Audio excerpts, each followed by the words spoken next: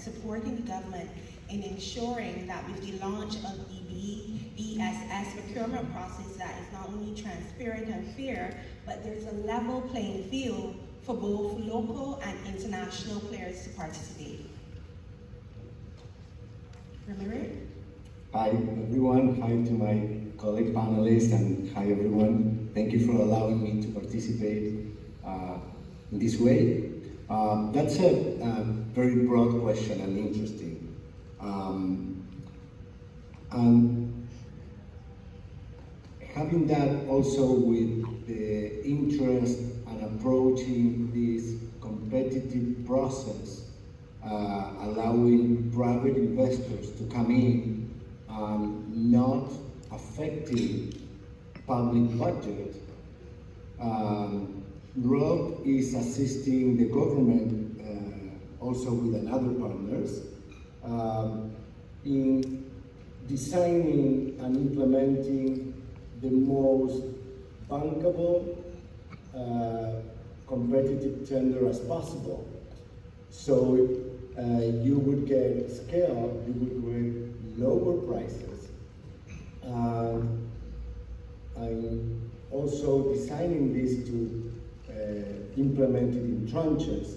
You would have a very transparent price discovery for the first tranche that you could use for the next ones.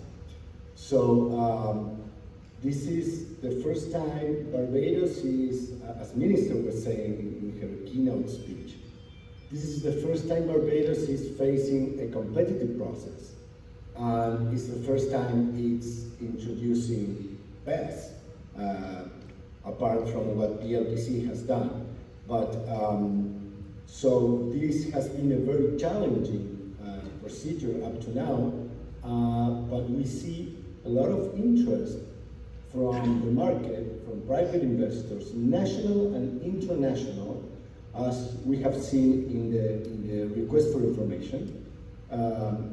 So we had, in response to the request for information, we were going for 60 megawatts, and we had 400 megawatts project in response. That is almost 7x.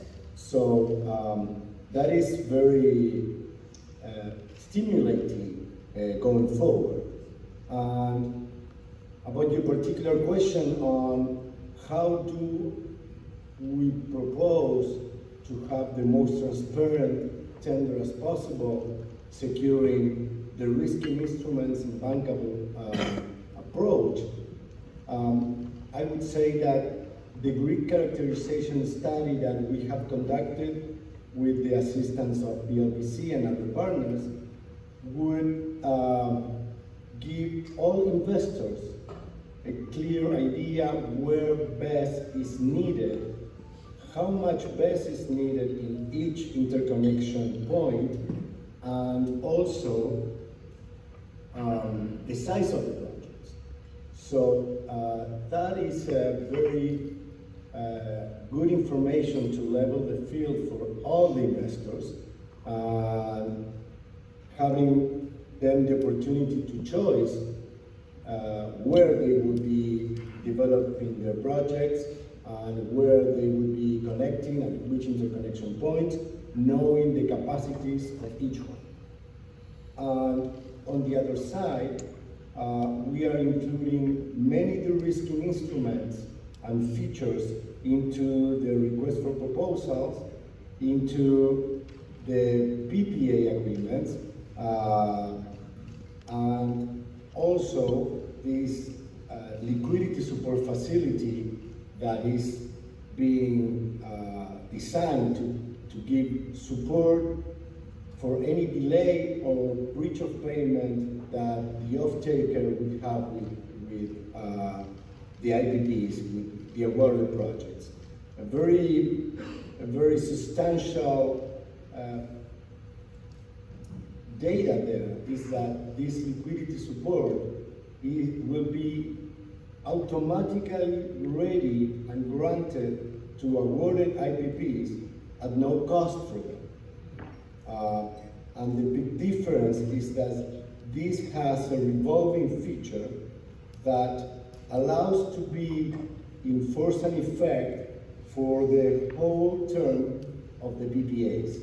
That means that it does not work like a letter of credit that once is exhausted, it will not work anymore.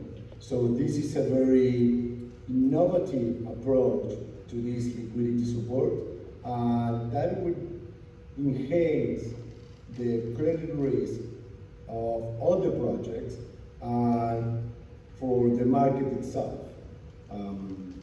I would say those are the main features that we are trying to incorporate in this competitive process. Thanks, Ramiro, and that you were able to share aspects of the Bank of